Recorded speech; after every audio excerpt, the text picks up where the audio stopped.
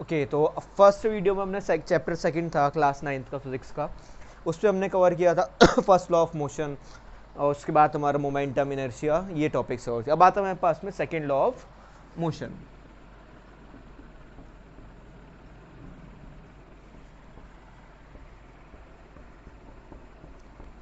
Basically second law of motion में क्या use करने वाले हैं हम, यहाँ पर मोमेंटम का यूज़ करेंगे। जो हमने पहले यूज़ किया था वही अब दोबारा से एक बार रिकॉल करते हैं। मोमेंटम क्या होता है? Product of mass and velocity. Denote करते हैं उसको P is equal to M into v. Momentum क्या आता है? एक प्रोडक्ट था हमारे मास का और वेलोसिटी। किस चीज़ पर डिपेंड कर रहा है? मास पर और वेलोसिटी पर। लाइक इन केस कहीं पर हमें रेट ऑफ चेंज निकालना है, मोमेंटम का चेंज निकालना है, तो चेंज के लिए मास तो किसी ऑब्जेक्ट का हमेशा सेम ही रहेगा। कोई भी ऑब्जेक्ट है हमारे पास में, लाइक, तो उसका मास हमेशा कैसा रहेगा? सेम रहेगा। लाइक ये मार्कर है, तो इसका मास तो हमेशा सेम रहेगा जब हम इसको कहीं पर मूव करा रहे हैं। लाइक इसको ऐसे मूव करें, इसकी वेलोसिटी इंक्रीज हो सकती है और डिक्रीज हो सकती है, तो वहाँ पे चेंज निकाल सकते हैं। चेंज जो हमें क्या करना है, बस यहाँ पे इसके जो वेलोसिटी है इसमें चेंज निकालना है। तो हम क्या कर सकते हैं, इसको m v क्या होता है हमारे पास? Final minus initial. तो moment rate of change of momentum क्या हो जाएगा? m v माइनस u में निकाल सकते हैं हम इसको, v माइनस u के टर्म में निकाल सकते हैं जब उसकी वेलोसिटी में चेंज निकाल लें। टाइम के साथ निकालेंगे, रेट निकालेंगे, तो वहाँ पे ये उसके अकॉर्डिंग चेंज हो जाएगा। बस अभी हमें एक ध्यान रखना है कि मोमेंटम क्या था? Product of mass and velocity. Okay, तो सेकेंड लॉ ऑफ मोशन क्या आता है कि second law of motion is rate of change of momentum is directly proportional to the applied force.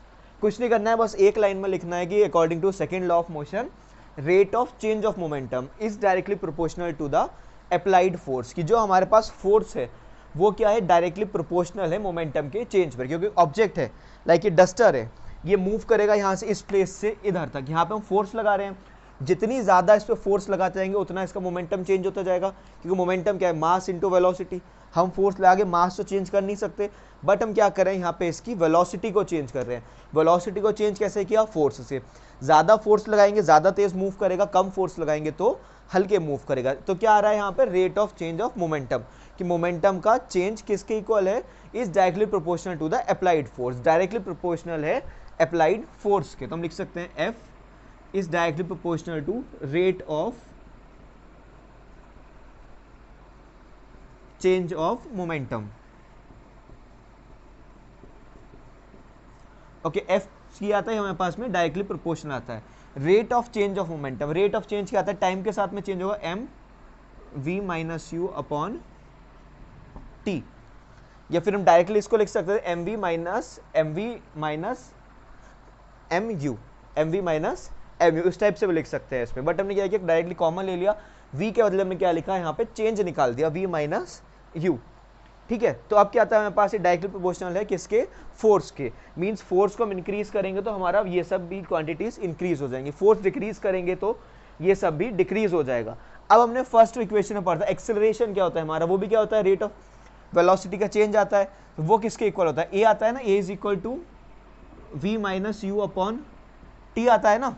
तो इस सारी क्वांटिटीज के बदले हम यहाँ पे a लिख सकते हैं। तो क्या हो जाएगा? f is directly proportional to m into a. Force is directly proportional किसके आता है? Mass into acceleration. जब ऑब्जेक्ट किसी पे हम फोर्स लगाएंगे उसमें एक्सेलरेशन होगा ना।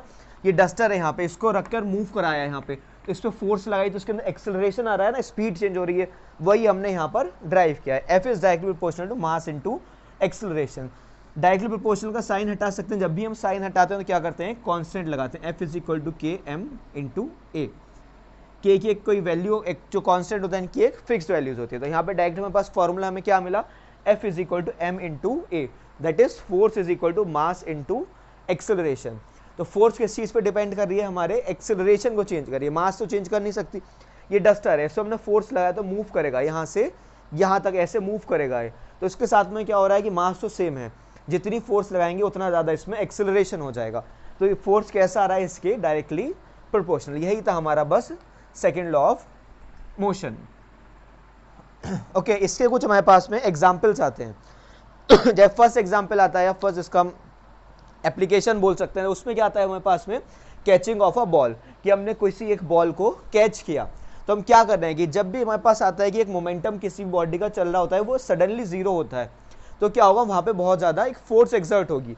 लाइक इसके पास कुछ वेलोसिटी है, कुछ एक्सेलरेशन है, हमने इसको एकदम से जीरो कर दिया तो वहाँ पे फोर्स जो है बहुत ज़्यादा लगेगी। लाइक एक बॉल आया हमारे पास में, उसने आके हाथ पर हिट करा तो मोमेंटम क्या हुआ, जीरो हुआ ना उसका, कुछ मास तो उसके पास में था बॉल के, उसने वहाँ से मूव करना स्टार्ट किया, एकदम से आके हाथ पर हिट किया या फिर बोर्ड पर हिट किया, एकदम से वेलोसिटी कितनी हो गई उसकी, जीरो हो गई। तो कुछ वेलोसिटी थी, वहाँ से वेलोसिटी कितनी आ रही है, जीरो आ रही है। तो क्या हो रहा है, वहाँ पे फोर्स ज़्यादा लग रही है, इफेक्ट उसका ज़्यादा हो रहा है। एग्जाम्पल देखा भी हो, एक सडनली कोई बॉल आके स्टोन आके किसी का लगता है तो बहुत ज़्यादा वहाँ पे फोर्स प्रोड्यूस होती है, बहुत ज़्यादा चोट लगती है ना उसमें।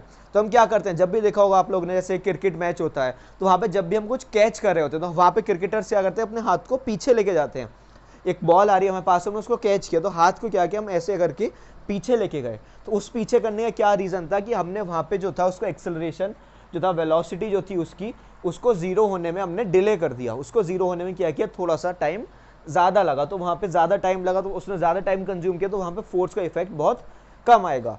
इसका रियल लाइफ एग्जांपल करके देख सकते हो, कोई ऑब्जेक्ट आ रहा है, डायरेक्टली उसको ऐसे ही कैच कर लो और एक बार उसको हाथ पीछे इस टाइप से करके वैसे कैच करो, तो क्या होगा, वहाँ पे डिले हो रहा है तो वहाँ पे इफेक्ट जो होगा उसका कम लगेगा। ऐसे ही आता है सेकंड केस इसका हमारा हाई जंप में। हाई जंप में क्या होता है, एक स्पोर्ट्स प्लेयर पर्सन जो होता है वो बहुत दूर से भाग कर आते हैं, फिर एक जंप करते हैं अपना, तो जब वो लैंडिंग करते हैं तो हम क्या करते हैं, यहाँ पे एक हीप बना देते हैं, या तो सैंड का या फिर एक फोम का। लाइक हमने वहाँ पे एक सैंड रिड्यूस बना दिया, तो वहाँ पे सैंड है बहुत सारी, जब वो नीचे आए तो सैंड को उन्होंने प्रेस किया तो उनका जो वहाँ वेलोसिटी थी वो जीरो होने में कुछ वहाँ पे टाइम लगा। तो उस टाइम के वजह से क्या हुआ, जो फोर्स का इफेक्ट था वो थोड़ा सा वहाँ पर कम हो गया। या फिर हमने फोम लगा दिया तो फोम ने क्या किया, कंप्रेस होने में थोड़ा सा टाइम लिया, वही टाइम वहाँ पे इंक्रीज हुआ, तो एकदम से जो वेलोसिटी जीरो हो रही थी वो नहीं हुआ। यही हमारा एप्लीकेशन था सेकेंड लॉ ऑफ मोशन का। कुछ नहीं करना है, बस छोटा सा एग्जाम एप्लीकेशन ज़्यादा है, लॉ इंपॉर्टेंट है, काफ़ी बार आ जाता है। डेरिवेशन कुछ नहीं है, बस इसका नॉर्मल सी लाइन्स लिखनी है कि एफ क्या है हमारा, डायरेक्टली प्रोपोर्शनल है rate of change of momentum के। Rate of change of momentum क्या आ जाएगा हमारे पास में, m into v minus u upon t. फिर क्या है, f डायरेक्टली प्रोपोर्शनल हमारा m इंटू ए के, क्योंकि एक्सेलरेशन क्या होता है, v minus u upon t होता है ना एक्सेलरेशन, जो हम फर्स्ट चैप्टर में पढ़ चुके हैं। इसके बाद में बस यही आता है, कुछ इसके बाद थोड़े से इसके न्यूमेरिकल्स हैं, बहुत आसान न्यूमेरिकल्स आते हैं।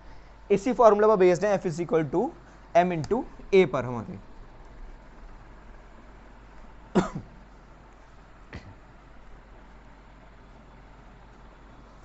एस चांद बुक के कुछ न्यूमेरिकल्स ले लेते हैं।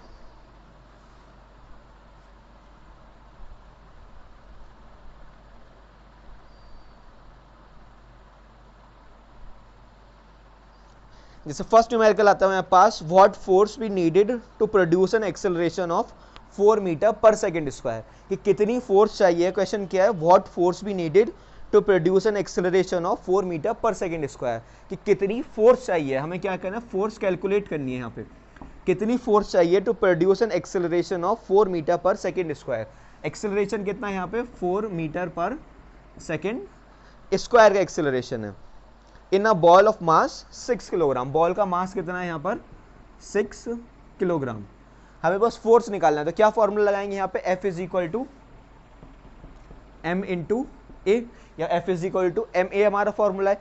m की कितनी वैल्यू है यहाँ पर 6 और a की वैल्यू कितनी है 4, तो 6 इंटू 4 कितना हो जाएगा 24। अब आता है हमारे पास में फोर्स की यूनिट क्या होगी, फोर्स की ऐसा यूनिट होती है न्यूटन, NEWTON, या फिर शॉर्ट टर्म क्या लिख सकते हैं, कैपिटल N। ये आती है फोर्स की हमारे पास में SI यूनिट। नॉर्मली हम यूनिट बना भी सकते हैं इसकी, लाइक मास की यूनिट क्या होती है हमारे पास में किलोग्राम, एक्सेलरेशन की यूनिट क्या होती है मीटर पर सेकेंड स्क्वायर। इस टाइप से हम फॉर्मूला को लेके यहाँ पे यूनिट बना भी सकते हैं। क्या यूनिट आएगी हमारे पास, kilogram metre per second square. But normally हम ऐसा यूनिट याद रख सकते हैं फोर्स की, जो कि है हमारी न्यूटन, इसको हम कैपिटल N से डिनोट करते हैं। ये बहुत आसान सा क्वेश्चन था, इसी टाइप के क्वेश्चन आते हैं। या तो फिर क्वेश्चन में क्या आएगा, चेंज आ जाएगा कि एक फोर्स था 10 न्यूटन का, उसने एक ऑब्जेक्ट में एक्सेलरेशन प्रोड्यूस करा दिया 4 मीटर पर सेकेंड का, तो उस ऑब्जेक्ट का मास कैलकुलेट कर सकते हैं। 3 क्वांटिटीज हैं, 3 में से एक अननोन होगा, बाकी 2 इस क्वेश्चन में दिए हुए होंगे। बस वहाँ पे करना क्या है, क्वेश्चन लगाना है F is equal to M A, ऐसे करके हम इसको सॉल्व कर देंगे।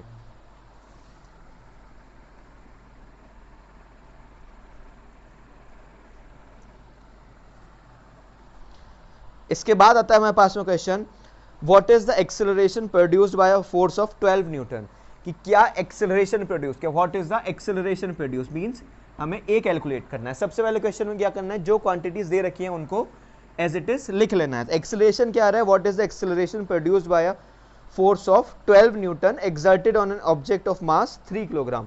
क्या था, produces a force of 12 Newton. Force कितने का है हमारे पास में, 12 न्यूटन का फोर्स है। Exerted on a mass of 3 kilogram, कितने मास पर लगा, वो लगा हमारा 3 किलोग्राम पर। क्या कैलकुलेट करना है, एक्सेलरेशन कैलकुलेट करना, फिर वही लगा देंगे according to second law, F is equal to M A. अब क्या है इसमें, फोर्स हमारे पास दिया हुआ है दैट इज 12, मास कितना दिया हुआ है 3 इंटू ए, 3 और 12 डिवाइड में चला जाएगा, 12/3 is equal to a, 3 4s are, a कितना है हमारे पास में 4। एक बात याद रखनी है, इसके साथ में यूनिट जरूर लिखनी है, कहीं पर भी हम कुछ भी न्यूमेरिकल सॉल्व कर रहे हैं फिजिक्स में, साथ में यूनिट लिखनी है, बिना यूनिट के हमें मार्क्स यहाँ पर नहीं मिलने वाले हैं। 4 metre per second square, acceleration की क्या यूनिट होती है, मीटर पर सेकेंड स्क्वायर। ठीक है, अब देखते हैं हम इसके बाद में third question.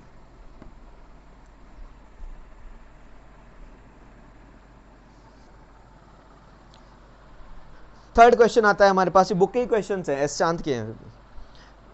Calculate the force required to impart a car a velocity of 30 metre per second. कि हमें फोर्स कैलकुलेट करनी है जो हमने कहाँ पर लगाई, to impart a car velocity of 30 metre per second. कि हमने कार को वेलोसिटी कितनी दी, 30 metre per second in 10 seconds starting from the rest. कि हमने उसको क्या वेलोसिटी दी, 30 मीटर पर सेकेंड, कितने टाइम में दी, in 10 seconds starting from the rest. Starting from the rest means car ने कहाँ से स्टार्ट किया, रेस्ट से। तो रेस्ट से स्टार्ट करने पर यू कितना आ जाएगा, ये आ जाएगा हमारे पास में 0। वी कितना आएगा, यहाँ पर कितनी वेलोसिटी दे दी हमने इसको, 30 metre per second velocity they the. In time, time कितना लगा यहाँ पे हमारा 10 सेकेंड्स लगा। The mass of the car is 1500 kilogram. तो मास यहाँ पे कितना आ रहा है, 1500 किलोग्राम। हमें क्या कैलकुलेट करना है, बस यहाँ पर हमें फोर्स कैलकुलेट करनी है। ठीक है, क्वेश्चन बस यही था, एक बार फिर से देख लेते हैं। Calculate the force required to impart a car velocity of 30 metre per second. कि हमें फोर्स कैलकुलेट करनी है, कार को कितनी वेलोसिटी देनी है, 30 metre per second in 10 seconds. कितने टाइम में, 10 second, starting from the rest. कि जब कार ने कहाँ से स्टार्ट किया, रेस्ट से। The mass of the car is 1500 kilogram.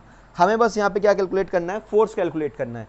Force का फॉर्मूला क्या होता है हमारे पास में, F is equal to M into a. अब हमारे पास यहाँ पे मास तो दे रखा है लेकिन एक्सेलरेशन नहीं है हमारे पास में। क्या नहीं दिया हुआ यहाँ पे, एक्सेलरेशन नहीं दिया। एक्सेलरेशन के बदले हमें क्या क्वांटिटीज दी हैं, u दिया है, v दिया है और t दिया है। अब हमारे पास फर्स्ट इक्वेशन ऑफ मोशन क्या आती है, जो याद होगा सबको, वो क्या था हमारे पास में, v is equal to u plus a t. अगर हम इसमें v की वैल्यू लगा दें, u की वैल्यू लगा दें और t की वैल्यू लगा दें, तो यहाँ से हम a निकाल सकते हैं, बिल्कुल निकाल सकते हैं। v की वैल्यू यहाँ पे कितनी आती है हमारे पास में, 30, u कितना है 0, प्लस a कितना है हमारे पास में, a हमें कैलकुलेट करना है, और टाइम कितना है यहाँ पर 10 सेकेंड्स। तो 30 इज इक्वल टू 0 ऐसे रहेगा, a इंटू 10 कितना हो जाएगा, 10a। एक 0 से एक 0 कैंसिल कर सकते हैं। a किसके इक्वल आता है हमारे पास, a इज इक्वल टू आ जाता है 3 मीटर पर सेकेंड स्क्वायर। ठीक है, a कितना आया यहाँ पे हमारे पास में, आता है 3 मीटर पर सेकेंड स्क्वायर। अब इस फॉर्मूले में रख देंगे, F is equal to M A formula था, तो यहाँ पे m की कितनी वैल्यू दी थी हमने, 1500 इंटू a कितना आ गया हमारे पास में, अब 3 आ गया। फोर्स कितना आ जाएगा, डायरेक्टली मल्टीप्लाई कर सकते हैं, 15 की 3 से कितना हो जाएगा 45, और साथ में 2 0 थे वो एज इट इज 4500। यूनिट नहीं भूलना है बिल्कुल, 4500 न्यूटन। ये आता है हमारा इसमें फोर्स। नॉर्मली क्या किया हमने, बस यहाँ पर इन क्वांटिटीज का यूज करके, इन 3 क्वांटिटीज का, इनका यूज करके हमने क्या किया, यहाँ से एक्सेलरेशन की वैल्यू निकाली। वो कैसे आई, इक्वेशन की फर्स्ट मोशन लगा के, या डायरेक्टली हम निकाल सकते थे यहाँ पे a is equal to v minus u upon t लगाकर। v minus u upon t लगाकर भी एक वैल्यू आ सकती है, वो उसमें कैसे आती है, a इज इक्वल टू क्या लगाना था, v minus u upon T. v कितना था हमारे पास 30 माइनस 0 अपॉन t कितना था 10, तो 30 अपॉन 10 मतलब 3 metre per second square. 2 formula हमारे पास में हम कैसे भी करके लगा सकते हैं। बात एक ही है, बस उसको अलग तरह से हमने लिख रखा है, उसको इक्वेशन की फॉर्म में लिख रखा है, वहाँ एक्सेलरेशन की फॉर्मूले में। नॉर्मल से क्वेश्चन है इसमें, क्वेश्चन कोई ज़्यादा भारी है नहीं है इसमें।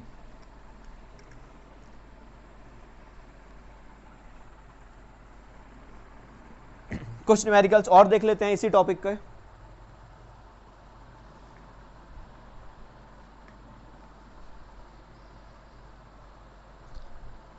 एक क्वेश्चन आता है पास में, अ ट्रक स्टार्ट्स फ्रॉम रेस्ट। एक ट्रक ने कहां से स्टार्ट किया? From rest. क्वेश्चन में क्या करना है, जहां से एक लाइन पढ़ी उसमें जो लिखा है उसको हम लिख लेते हैं। Question, truck starts from rest. एक ट्रक ने कहां से स्टार्ट किया? रेस्ट से, मतलब इनिशियल वेलोसिटी कितनी थी उसकी? 0। And rolls down a hill with constant acceleration. Hill पे क्या हुआ? रोल डाउन हुआ, उसके साथ एक्सीलरेशन कैसा था? कांस्टेंट था। It travels a distance of 400 metre.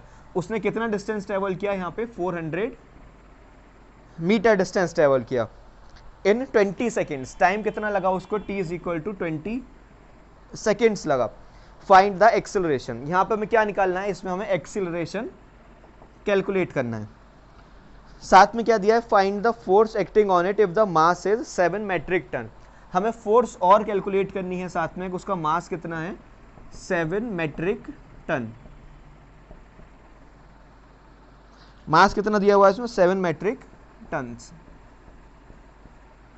ठीक है, हमारे पास में क्या है? ये सारी हमें क्वांटिटीज दे रखी है। इन क्वांटिटीज का ही यूज करते हुए क्वेश्चन को आगे सॉल्व करते हैं। तो सबसे पहले हमारे पास में क्या दे रहा है? 7 metric ton. Metric ton mean इसको किलोग्राम में कन्वर्ट कर लेंगे। किलोग्राम में कन्वर्ट करने के लिए क्या करना है हमें? 1000 से मल्टीप्लाई। तो 7 इंटू 1000 मीन्स 7000 किलोग्राम। अब फर्स्ट हमें क्या चाहिए? यहाँ पे हमें एक्सेलरेशन की वैल्यू चाहिए। सबसे पहले हमें क्या कैलकुलेट करना है? एक्सेलरेशन कैलकुलेट करना है। इसके लिए कोई फॉर्मूला लगा सकते हैं? हमें क्या करना है? हमें पहले के फॉर्मूला देखना है। मेनली सबसे पहले हमें इक्वेशंस ऑफ मोशन थी 3, उनको 3 को देख सकते हैं। इसमें क्या आ रहा है? एस आ रहा है, तो फर्स्ट इक्वेशन में हम यहाँ पे यूज नहीं कर सकते। सेकेंड इक्वेशन क्या थी? S is equal to u t plus half a t square. अगर हम सेकेंड इक्वेशन का यूज करते हैं तो एस आ रहा है, एस इज इक्वल टू क्या आता है? U T.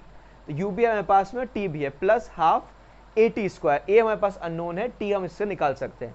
तो एक्जैक्टली यहाँ पे हम सेकंड इक्वेशन ऑफ मोशन लगा के ए की वैल्यू निकाल सकते हैं। तो लगा देते हैं यहाँ पर S is equal to u t plus half a t square. S कितना है यहाँ पे हमारा? 400। तो 400 इज इक्वल टू यू कितना है? 0 इंटू टी कितना है? 20। 0 इंटू 20 20 ही हो जाएगा, 0 ही हो जाएगा, plus 1/2 into a and then into t square. T square कितना हो जाएगा हमारा? 20 इंटू 20। साथ में पास ए है, 20 इंटू 20। इस 2 से इस 20 को कैंसिल कर सकते हैं, 10 आ गया। एक बार फिर से इसको लिख लें दोबारा, 400 इज इक्वल टू 0 इंटू 20। इस टर्म को ऐसे ही छोड़ देते हैं, ए इंटू ये कितना है हमारे पास? 10 इंटू 20। ये कितना हो जाएगा हमारे पास में? 200 हो जाएगा। 200 कैंसिल आउट, ये कितना है? 400 डिवाइड में चला जाएगा यहाँ पे, तो कितना आ जाएगा हमारे पास में? A is equal to 400 upon 200 means a is equal to 2 आ जाएगा, 2 मीटर पर सेकेंड स्क्वायर। ए हमने कैलकुलेट कितना किया? हमारे पास ए आता है निकल के 2 metre per second square. Okay, ए कितना आया? 2 मीटर पर सेकेंड स्क्वायर। बस इसको रफ कर देते हैं, हम आगे देखते हैं। सेकेंड हमें इसमें क्या कैलकुलेट करना था? सेकेंड इसमें फोर्स कैलकुलेट करनी थी। F is equal to M a. Mass कितना है हमारे पास में? 7000 इंटू एक्सेलरेशन कितना है? 2। तो 7000 इंटू 2 कितना हो जाएगा? 14000 न्यूटन। तो फोर्स कितनी लगी थी इस क्वेश्चन में? यहाँ पे 14000 न्यूटन। ओके, या फिर हमारे पास क्या होता है? क्वांटिटीज होती हैं, उसको हम क्या लिख सकते हैं? 10 रेज़ टू द पावर, किसको हम डिनोट करते हैं? किलो से डिनोट करते हैं।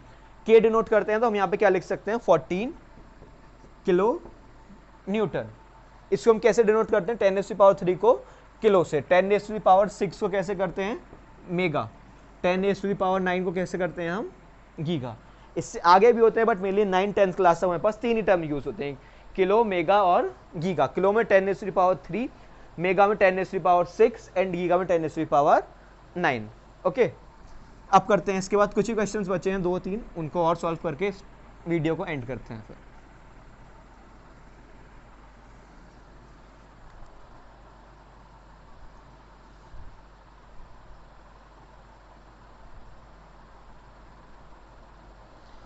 इसके बाद हमारे पास क्वेश्चन आता है which would require a greater force, कि इसमें से कौन सा को ज़्यादा फोर्स चाहिए। Acceleration of 10 gram mass at 5 metre per second, acceleration हमारे पास कितना है 5 मीटर पर सेकेंड स्क्वायर। ये कितने का मास का एक्सेलरेशन है 10 ग्राम का, और 20 gram mass at 2 metre per second की मास कितना है यहाँ पे 20 ग्राम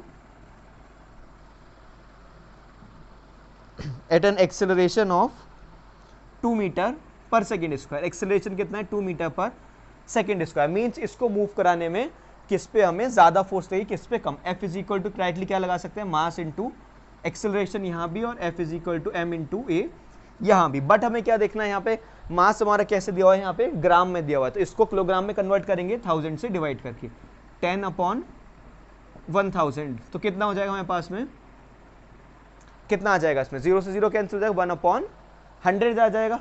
उसको हम डिवाइड कर सकते हैं, ऐसे हमारे पास आ जाएगा 20/1000। इसको डिवाइड कर सकते हैं नॉर्मली। फिर क्या करना है हमें, F is equal to mass into acceleration formula लगा के जो वैल्यू आ जाए उसका एक ज़्यादा आएगा एक कम आएगा, तो उसको ज़्यादा फोर्स चाहिए दूसरे को कम चाहिए।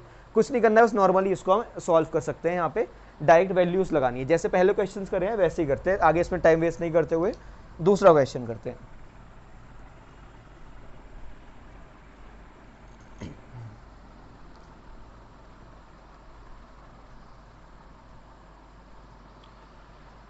लास्ट क्वेश्चन आता है हमारे पास में इसमें, अ force of 5 newton gives mass m1। ये फोर्स कितनी है हमारे पास में 5 न्यूटन, फोर्स ऑफ कितना है 5 newton. A force of 5 newton gives a mass m1। Mass कितना दे रखा है यहाँ पे m is equal to m1। An acceleration of 8 metre per second square. Acceleration कितना दिया 8 metre per second square. And a mass m2, एक दूसरा मास है वो कितना है हमारे पास में m2। An acceleration of 24 metre per second. Acceleration कितना दिया 24 metre per second square. Force यहाँ पर सेम रहेगा 5 newton. What acceleration would it give if both the masses are tied together. क्या एक्सेलरेशन प्रोड्यूस होगा अगर दोनों मासेस को हम एक साथ बांध देते हैं। क्वेश्चन को एक बार फिर से देख लेते हैं। क्वेश्चन क्या है, अ फोर्स ऑफ 5 न्यूटन, एक फोर्स है हमारे पास में 5 न्यूटन का, gives a mass m1 and acceleration of 8 metre per second square.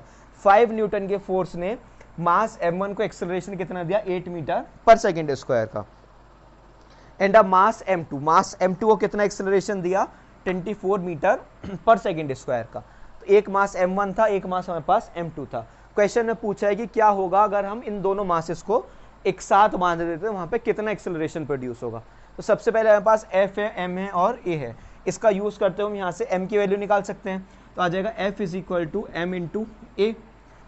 F कितना है हमारे पास में 5। मास हमें कैलकुलेट करना है, जैसे कि जिसका नाम है यहाँ पे M1। एक्सेलरेशन कितना है यहाँ पर 8। M1 कितना आ जाएगा हमारे पास में 5/8 किलोग्राम। ऐसे हम यहाँ पे कैलकुलेट कर सकते हैं F is equal to M A लगाकर। फोर्स कितना है यहाँ पर 5 है, मास कितना है m2, एक्सेलरेशन कितना है 24। m2 कितना आ जाएगा यहाँ पे 5/24। तो हमारे पास अब मास कितना आता है, m1 आता है 5/8, m2 आता है 5/24। दोनों मासेस को ऐड कर लेंगे, m1 प्लस m2 कितना हो जाएगा हमारे पास में 5/8 प्लस 5/24। ये मास आ जाता है हमारे पास में। इन दोनों का एलसीएम निकाल लेते हैं। एलसीएम कितना आ जाएगा यहाँ पे 8 और 24 में, 24 आ जाएगा, 8 इंटू 3 पर आएगा, तो 5 into 3 plus 5 into 1। Mass total हमारे पास कितना आता है 5 3 jar 15 plus 5 1 jar 5, that is 15 plus 5/24। कितना वो 15 प्लस 5 20/24 मास आ जाता है हमारे पास में। m कितना आ गया हमारे पास में 20/24। और कैंसिल आउट कर सकते हैं इसको, 2 12 jar and 2 10 jar, 2 6 jar 2 5 jar. कितना हमारे पास में 5/6। मास टोटल कितना निकल के आ रहा है यहाँ पे हमारे पास में 5/6। इसको एक बार रफ कर देते हैं।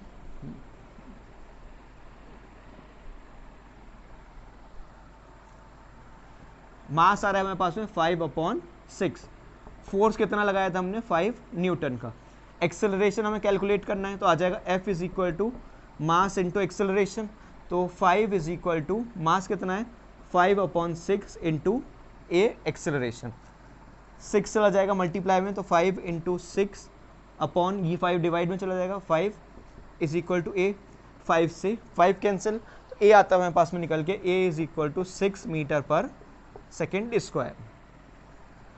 यहाँ पे इसी के साथ हमारे सारे क्वेश्चंस सेकंड लॉ के खत्म हो जाते हैं। यहाँ पे हमारा सेकंड लॉ खत्म हो चुका है। इससे पहले वाली वीडियो में फर्स्ट लॉ था और मोमेंटम था, इनर्शिया था, इस टाइप के सारे टॉपिक्स, इसके एप्लीकेशन थे, इन 2 वीडियोज में हमारे कंप्लीट हो चुके हैं। थर्ड वीडियो के लिए हमारे पास बचता है थर्ड लॉ ऑफ मोशन, उसके एप्लीकेशंस और law of conservation of momentum.